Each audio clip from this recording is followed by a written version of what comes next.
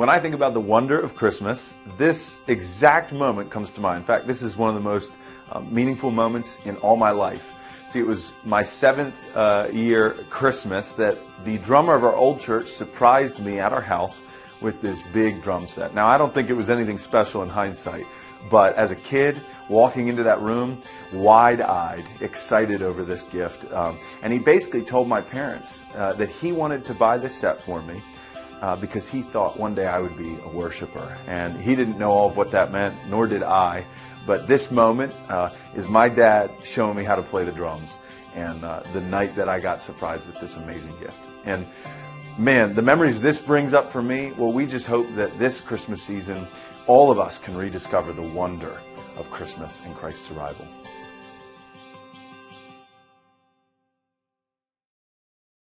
I want to begin with a question, and the question that I have for you is, what do you wonder about? What do you wonder about? It's an interesting question because we all wonder all kinds of different things in our lives as we move through life together. Some of them are kind of, easy, simple things. Some of them are really big, profound things. Like some of us in this room kind of on the kind of more fun, easy level, the lower level. Some of us are wondering right now, who is going to win the AFC North? Is it the Ravens or is it the Steelers? Some of us are wondering this right now. Someone last service said, what about the Browns? And I was like, well, we're not even going there. We're not talking about that. That's a whole other thing, right, Mike? You know what I'm saying, man? We don't talk about the Browns. Anyway, I'm sorry if you're a Cleveland fan. Forgive me. But then there's another level that we wonder about, and these are things that are a little bit deeper. Like, where's our country going? What's the world going to look like 50 years from now? I wonder those things. Or maybe if you're a parent, you're like, how are my kids going to turn out? We wonder these things. I wonder that.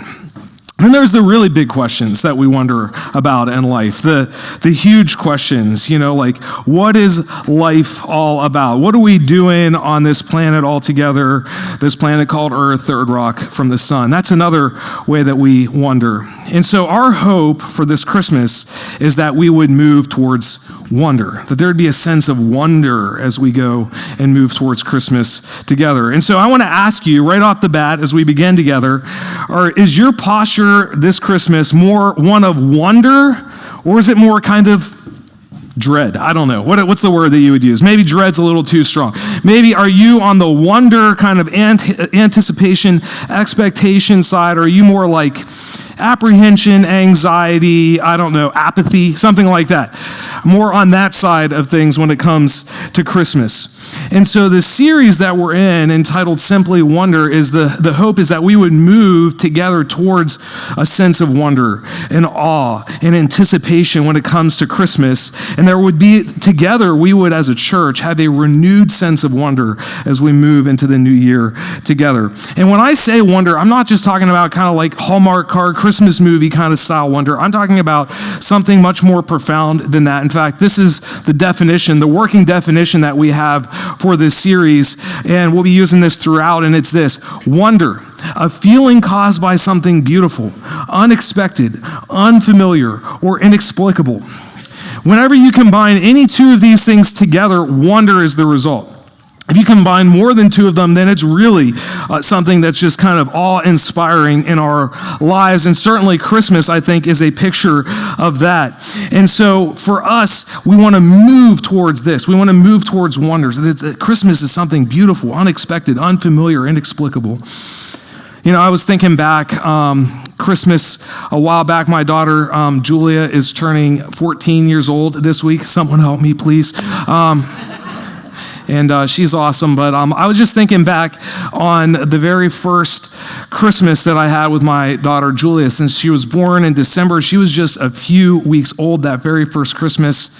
I'll never forget looking at this gift, this bundle of joy, this bundle of life. The very first Christmas, I looked down at my daughter, little tiny hands and little tiny feet, and her chest rising up and down as she slept and was so peaceful, and occasionally waking up in the middle of the night.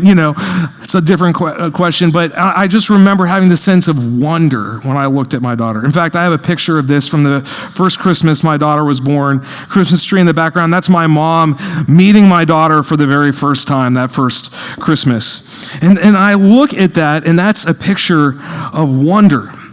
And that's part of what makes us human is the ability for us to wonder. Like no other creature, no one else, nothing else on planet Earth has the ability to wonder. There's something about wonder that we're called to wonder. There's something about wonder that we're wired up for wonder in our hearts and in our lives. And that I believe as a Christian that God has given us the gift to be able to wonder about the world around us because we're wired up for wonder. There's something inside of us that does that.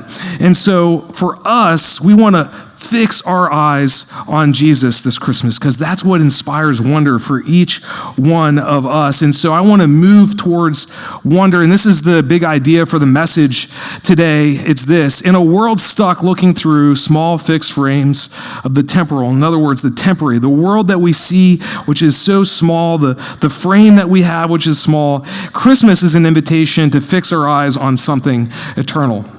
So I don't have 3 points today. I really just have a movement away from kind of fixed frames to fixing our eyes on Jesus. And we're going to look at some passages that will help us do that. How do we move away from the fixed frames that we see the world in, the temporary and the temporal, and the way that we see the world, which is so small sometimes, and that Christmas is an invitation to fix our eyes on something that's so much more profound and more important, something that is eternal. We're going to fix our eyes on Jesus. Now, when I say fixed frames, what am I talking about? What do I mean when I say fixed frames? Before we jump into a passage that gives us a picture of this, every one of us, you, me, every one of us has a frame by which we view the world through. We all view the world through what we would call like a frame of reference or a worldview. And this frame is how you think about the world, what you value in the world, your worldview, your concept, your idea of the world, what you value, how you make decisions. All of these things are our frame of reference. Now, you might not be able to get up here and talk about what your frame is, but even if you couldn't describe your frame, you have a frame and I have a frame. The question is not if you have a frame, the question is, what is your frame? Are you aware what it is? And where does it come from? Where did your frame come from? See, all of us were handed some frame of reference as we grew up. Our parents, whoever raised you, handed you some frame, and we all have different kind of ideas that we've come to understand that are different frames for us to view the world through. For some of us, it's like you grew up and it was like you had a very religious frame, maybe even a legalistic frame. Some of you had an academic frame. Your parents really thought that, school and the mind and academia was the most important thing. Or maybe it was a scientific frame that you had, or a moralistic frame, or a legalistic frame. Maybe you wouldn't be able to describe what the frame is, but every one of us has a frame. The question isn't if, but what is it? And each one of us, whenever we were younger, we got the frame that our parents handed us. And when we were really young, we don't really even have a choice. We just adopted the frame.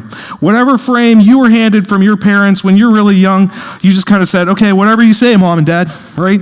I believe it. And so each one of us, that was the first thing we looked at, and we kind of saw the world through the frame that our parents gave us. But then somewhere along the line, what happens is that we look through the frame that our parents gives us, and it's like, middle school, high school, maybe college for you. You look at it and you're like, I'm not quite sure this frame quite makes sense to me. I don't know if I quite agree with what my parents have told me. I don't know if I quite understand. I think my mom and dad, they got it wrong a little bit. And so instead of just adopting the frame, somewhere along the line, we choose to adapt the frame. And we're like, I'm going to get a little different frame. I'm going to get a little different perspective on life. And sometimes what happens is we find out when we get a little bit older, this happened to me, I don't know, maybe it happened to you, that your parents actually were closer than you realize, and you have to readapt your frame to say like, oh, maybe Mom and Dad kind of had it right. I was kind of wrong about that. But then sometimes what happens too is that we get a frame and we look at it and we just decide that we can't even adapt it. We just have to abandon it. So we don't just adopt the frame, we don't adapt it. We decide we have to toss it out. And sometimes that's a good thing depending on how you grew up and what you believed growing up. Maybe that could be a good thing, or maybe it could be a really bad thing. And all of us know people, and maybe even your kids or someone that you know in your family who's looked at and used to have Jesus in their frame, but then at some point they said, I just don't know if it fits. I went to school, went to college, whatever it was, and they decided that maybe their frame, it just shouldn't include Jesus quite the way that it did before. But here's the problem with a frame. Every single one of us, the frame that we have on this side of eternity is fixed. In other words, we're on this side of kind of the temporal, this world, it's limited. We can only see so much. No matter what view you have, no matter how good some frames are better than others, right? But no matter how good your frame is, you really aren't going to see a full picture, because all of us are on this side of eternity looking through, and it's like us trying to look through a keyhole, seeing the vastness of the ocean on the other side of it, and being like, wow, I don't fully have a picture of reality on the other side of this, because our frames are limited. In fact, there's a verse that describes this. I love this verse. This is 1 Corinthians 13 says this. When I was a child, I was speaking like a child. I thought like a child, reasoned like a child. When I became a man, I did away with the things of a child. For presently, I love this is what we're talking about, the frame. I see through a glass dimly, this is a literal translation of this passage, but then face to face. Presently, I only know in part, but then I'll know fully, even as I have been fully known. In other words, no matter how much we try to get a clear picture of the world around us, we only are going to see in part. Because the frame that we have is fixed, it's limited, we can't see it all. And so when we realize that, wow, no matter how good my frame is, there's something beyond my experience, my understanding, that's when wonder happens. When you look through and you're like, wow, the world's bigger than what I've got right here. Because if you just think this is it, you're not going to have any wonder. I got it all figured out. This is my little box. Everything fits in this. But when you realize that there's something bigger, there's something outside of your frame and my frame, that wonder is the result of that. If that's true, no wonder we live in a world where there's not much wonder. No wonder there's no wonder. Because we kind of live in a world where we kind of think we've got it all figured out. We don't live in a world of wonder. We live in a world of Wikipedia, where you can just, if you're wondering about something, you don't have to wonder, just Google it, right? Just ask the question, get out there and get the information, because we kind of have a lot of things figured out in the world, and we kind of have a frame that we think we've made sense of most of the world. And so no wonder there's no wonder. In fact, I would say our culture, just think about it, I've been thinking about it this week, we don't really celebrate wonder that much. We live in a culture that really kind of celebrates cynicism and sarcasm. That's the world we live in.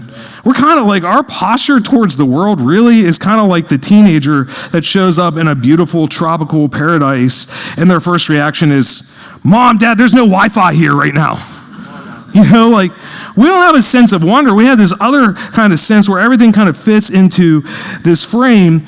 And so we have a chance to rediscover wonder as we move into Christmas. Christmas is an invitation to look at the frame that you have and say, okay, is this actually a frame that's big enough to include the grace and the love and what God did for us as he came as a baby?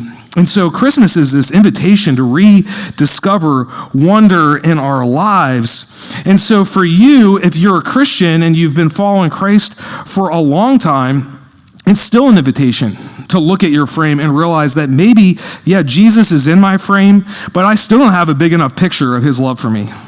I still don't have a big enough picture of the miracle that we call Christmas. And so even if you've been a Christian for a long time, I would encourage you to think about the frame that you have and realize that maybe, just maybe, Jesus is a little too small in your frame. Or maybe for you, you kind of move and you push Jesus out on the side, and really Jesus, you kind of got to the point where you look at the Christmas story and you think it's more fiction than it is a reality that's shaped our lives. And if that's you, this is a chance for you this Christmas to reframe and to think, what would it look like if I just brought Jesus back into my frame of reference? Because the truth is Whether you like it or not, whether you want it to be or not, Christmas is coming. It's going to happen. Christmas is coming. There's nothing we can do about it. And our choice is how are we going to view Christmas and what posture are we going to move towards Christmas together and realize that Christmas is bigger than the frame that we have. And in fact, that's what happened the very first Christmas. It was like the first Christmas was amazing. And the writers that when we look at the scriptures, it's amazing to see because what they're doing, the writers and all throughout the scriptures that are talking about Jesus who came from heaven to earth that very first Christmas, they're like trying to make sense of something. They're like trying to give language to something that's so big and so miraculous and so life-altering and paradigm shifting that they can't even give words to what they see and what they experience. And so there's all these passages that kind of speak to what happened that very first Christmas. I love many of them, but one of the best ones is the Gospel of John. Begins in the prologue.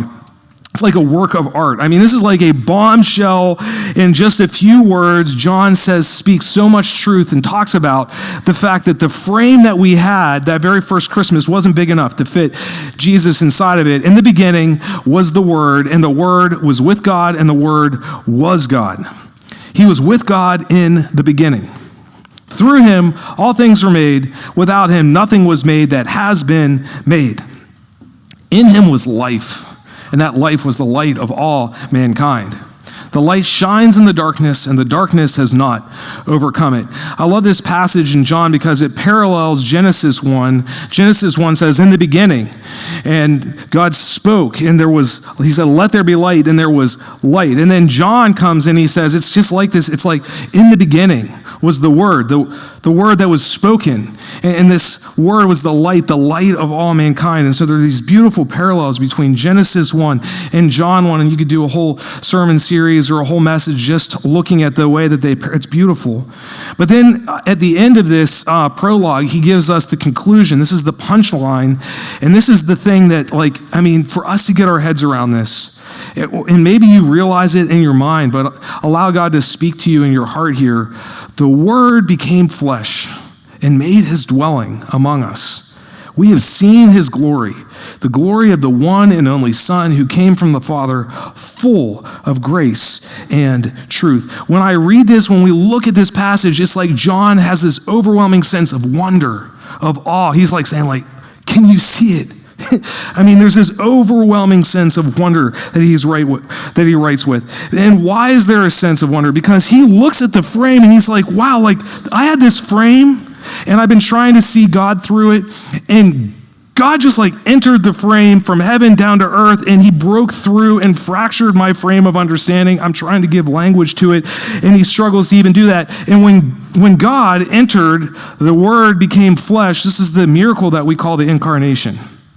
Maybe the miracle of all miracles, the greatest of all miracles, the miracle of the incarnation, that God came down from heaven to earth. This is the moment when the divine broke through the drudgery of this world, when the Creator entered his creation, when the eternal broke through the temporal, and when the infinite broke into the finite of the world, when God's unlimited presence broke into the limited perspective of our lives and gave us an entire different picture of what life was all about. And when we really think about this, and maybe you know that if you've grown up in church, you've heard that or you've heard the story, but when you really wrestle with and you look at what John just said and you allow it to just kind of come to you for the first time all over again, wonder is the only natural response.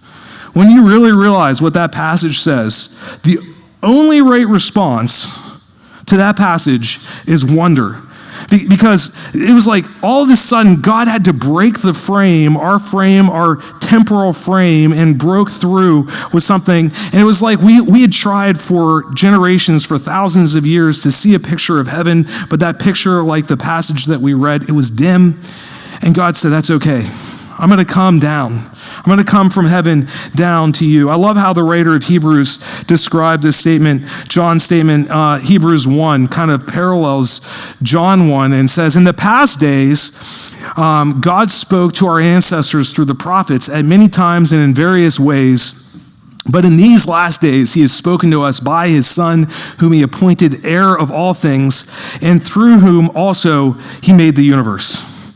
I love that. Like, by the way, and through him, the universe, the entire universe was made. And so anytime that there's something that's too big to fit into the frame, we have to decide what we're going to do with it. And that's a picture of what Christmas is all about. You know, I want to give us a little picture from culture right now. There's an example from the James Webb Space Telescope. If you don't know what the James Webb Space Telescope is, it is our current largest, most impressive space telescope flying out in the silence of space, peering into distant galaxies with clarity that we've never seen before. It's been pretty incredible to watch if you've followed along over the last year or so since it's been launched. And this telescope cost $10 billion. $10 billion, and the whole point of this $10 billion telescope that's out in outer space floating around is for us to have just a little bit bigger frame than we had before, right? I mean, like, we're just trying to see a little bit further, something a little bit further away. The frame of humanity would just get a little bit bigger than it was before. And it's been pretty incredible to see. In fact, let me give you, this is a picture from the 1950s. This is Mars, just right down the street from us in our own solar system. This is the best we could do in 1950. Very impressive image in 1950. This is now light years away. This is an image from the James Webb Space Telescope this past year. I mean, incredible. When you look at this, I mean, wonder should be the first result as we look at this.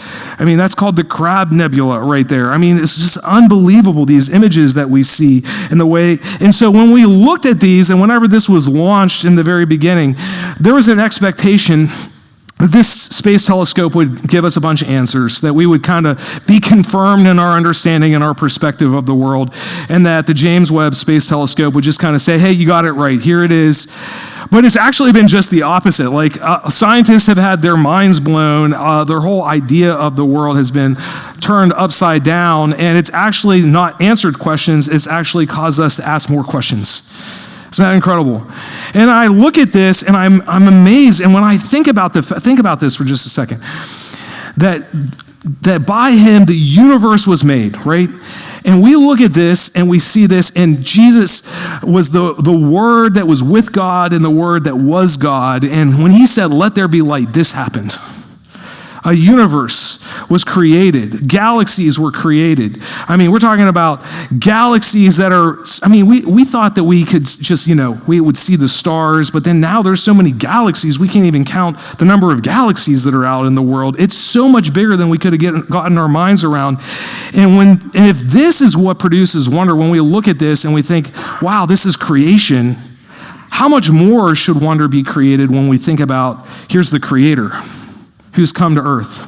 If we look at this and this is just creation, and wonder is the response, how much more should it be that when Jesus came, we're not just wondering at creation like this, we're actually wondering at the Creator, the one who put this together in the first place.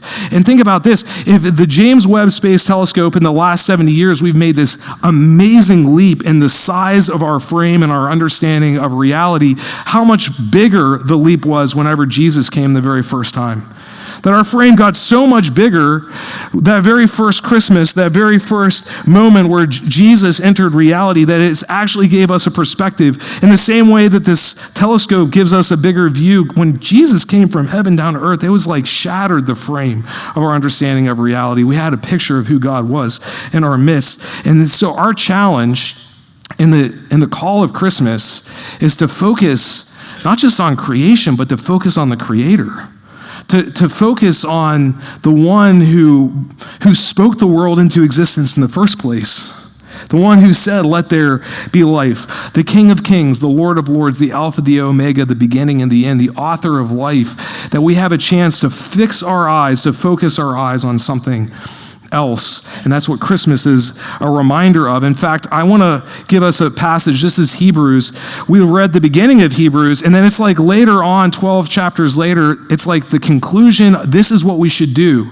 Because this is true, because Jesus came and he's the author of life and spoke the world into existence, because that's true, this is how we should respond. And in fact, I want this to be our response and our posture as we move together into Christmas. This is our challenge. Therefore, since we are surrounded by such a great cloud of witnesses, let us throw off everything that hinders and the sin that so easily entangles, and let us run with perseverance the race marked out for us, fixing our eyes on Jesus, the pioneer and perfecter of faith. For the joy set before him, he endured the cross, scorning its shame, and sat down at the right hand of the throne of God. Consider him who endured such opposition from sinners, that you will not grow weary or lose heart. And I read that last passage, last verse, you will not grow weary or lose heart. And I just kind of want to ask the question, has that happened to you? Where are you right now? How's your soul this Christmas season? As we move into Christmas, how's your soul? Are you weary, or is there a sense of wonder in your life? Because I believe that God is calling every one of us to move from weary to wonder. If there's a weight in your life, there's a heaviness in your life, there's something that in your life just feels heavy, to move from the weight that we're feeling to move to wonder in our lives. And so, don't grow weary. Don't get jaded. Don't get cynical. Move towards Christmas with wonder. Or maybe for you, you would say, I've kind of lost heart. Maybe you would say, maybe if it's just even a little bit, if you feel like you've lost heart, I hope that you rediscover God's heart for you. If you have lost heart, the remedy to that is to remember God's heart for you, to rediscover God's heart, his love for you. That's what Christmas is all about. And so whether or not you move towards the new year and you move towards Christmas Day and you move in its weariness, or if it's wonder, is completely dependent on where you fix your eyes, where you focus on. If you fix your eyes on the problems of this world, the pain, the challenges, and the circumstances that we all move through, I promise you're going to get to January 1 and you're going to have more weariness, and you're going to lose heart more than you have right now. But if you choose to fix your eyes on Jesus, you're going to move into the new year, and we will together, with a sense of wonder. And so I want to give us some questions to allow us to wrestle with this, and just let you sit with these questions for just a moment, and just to do some work and to ask, where's my heart right now? First question, where is your true focus this Christmas? Where is your true focus? You might say your focus is Jesus, but what is your focus really? And every one of us, even if you are focusing on Jesus, we could do more, right? And so maybe for you, if you were to be honest, you look at it, I'm focused on finances, or I'm focused on politics, or the economy, or problems at work, or whatever else it is. If your focus is anywhere other than fixing your eyes on Jesus, you're going to find yourself weary. You're going to miss the wonder of Christmas. And so that's why it says fix your eyes. Fix. You got to decide to fix your eyes on Jesus and focus on him, because we live in a world where there's so many flashing lights, especially around Christmas time. It's so easy to get distracted by all the flashing lights of Christmas and miss the light that is the light of all mankind. And so another question for you, what's stopping you from fixing your eyes on Jesus this Christmas season? What's stopping you? This passage says it like this. What's hindering you? What's hindering you? Is it your schedule? Is it just being, one event after another, or a problem, or something else going on, a relationship in your life? It might be sin. It might be that you have unforgiveness in your life, or that, if you're to be honest, there's some pride in your life that's stopping you from seeing Jesus. We have to all ask this question. What's stopping me? What's hindering from running the race, fixing my eyes on Jesus? Or it might be that your frame is just too small. And maybe, just maybe, your frame doesn't include Jesus as much as it should, or maybe it doesn't include Jesus at all. And for you to have a chance this Christmas to say, you know what, I don't know, I've pushed Jesus out He's not a priority as much as he should be. I've moved him outside of the frame. Maybe you've even just kind of moved him out of the frame altogether. And there's a chance for you to say, what would it look like for me? And maybe it's for the first time for you to include Jesus in your frame this Christmas. And so I want to give you a couple ways that you can take a step towards this. Practical steps. And so this is, what can I do to fix my eyes on Jesus? Here's a couple things. First off, we've got the Advent calendar. It's just a prompt to incite wonder in our hearts every single day. Our whole staff, different staff members, set each one up each day. You're only 3 days in, so you've missed a couple days, but that's okay. Get online and start and jump in and don't miss the rest of the Advent experience that we have set up. This is just a chance to say, I'm going to choose wonder every day. Every day of my life, I'm going to choose wonder. And then this is another question that I've been thinking about and I've been praying through in a prayer that I've been praying this week. See, I've come to realize that Jesus is always present, but I just miss him oftentimes in my life, right? And each day I've been praying this prayer, and maybe you could join me. My prayer has been this: Jesus, don't allow my limited frame to stop me from fixing my eyes on you. I know my frame is limited, but I want to fix my eyes on you. Don't let my frame stop me from fixing my eyes on you. Or another way of saying this is, God, I just want to see you. Jesus, I just want to see you in this situation. It doesn't feel like you're here. I don't know where you are in this situation, but God, open my eyes. Let me see you. I want to fix my eyes on you. I want to close with a story as we get ready to wrap up in just a moment here. One of my favorite authors, Brennan Manning, struggled his whole life with alcohol addiction and brokenness, but he had this amazing faith in the midst of all of it, actually, and he exuded transparency, vulnerability, and he had raw human emotion in his books. In his 1990 classic, The Ragamuffin Gospel, he carried a truth, and he described a truth that became central to the way Brennan Manning understood and viewed the world.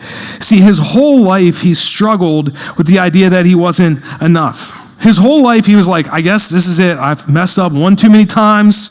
I guess, and he came to the end of himself at some point, and he wrote this line in the Ragamuffin Gospel that was really kind of this, became central to who he was. And he just came to the end of himself, and he concluded this. He said, God loves me as I am and not as I should be, because I'm never going to be as I should be. And this is true for every one of us. None of us are as we should be. Some people are more aware of that than others. Some people might be a little bit closer than others, right?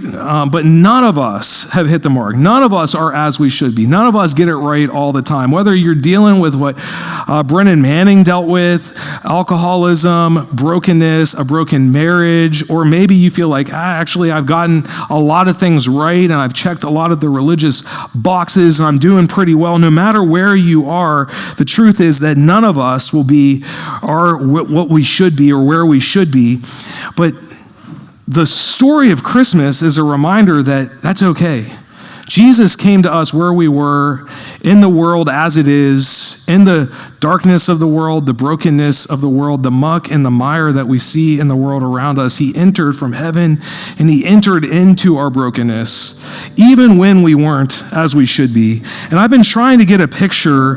I've been praying, how can I give people a picture that the frame that we have is just not quite big enough? And that God broke this frame, this perspective, with something so much bigger, something eternal. And I've been thinking, how could I do this? And I thought, well, I don't really have to give a picture because God already actually did that. See, because if you wonder where you stand with God, if you wonder if you've done enough or if you are enough, if you wonder if maybe, just maybe, you've messed up one too many times and you're not sure if God accepts you and God loves you, Jesus came that very first Christmas and he broke our frame. He turned it inside out. He flipped it inside out.